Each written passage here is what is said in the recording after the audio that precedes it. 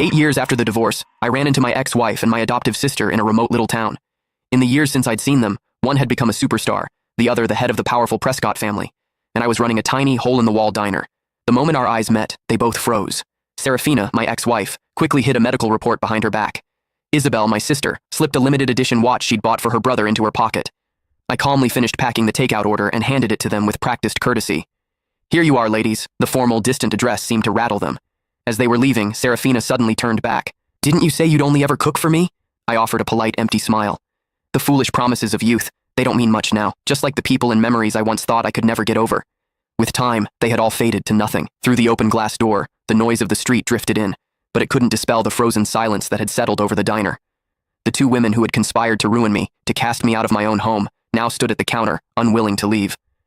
Serafina clutched the plastic bag of food, choosing her words carefully. "Owen is injured and needs to recuperate. The facilities here are excellent, so we brought him to stay for a while. Mom and Dad, they came too," she added. "Do you want to see them?" I shook my head, wiping a grease stain from the countertop. "No, that's not necessary. Please give my regards to Mr. and Mrs. Prescott."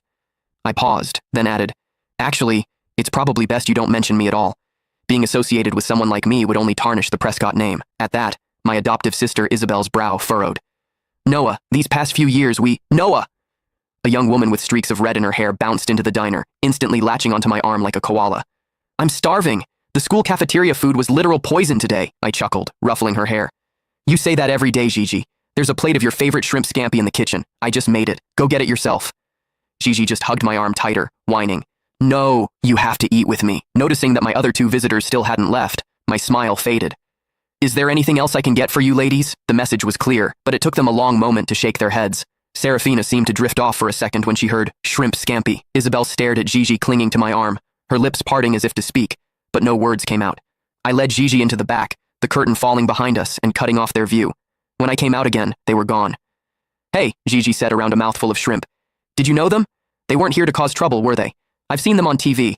One's a huge celebrity, the other runs the Prescott Corporation. They're kind of a big deal." I placed another shrimp in her bowl. "Just regular customers," I said with a light laugh. "If I knew people like that, do you think I'd be running this little diner? I'd have moved us all into a mansion by now." Gigi giggled, then leaned in conspiratorially. "I heard that Superstar's husband is the one who's sick. The whole family came all the way out here just to take care of him. Must be nice, having that many people who care about you."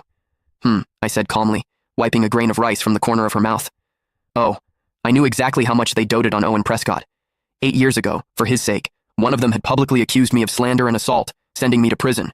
The other had announced to the world that I had taken my own life out of guilt, personally ensuring I was erased from." Click the link in my bio to get the full story for free.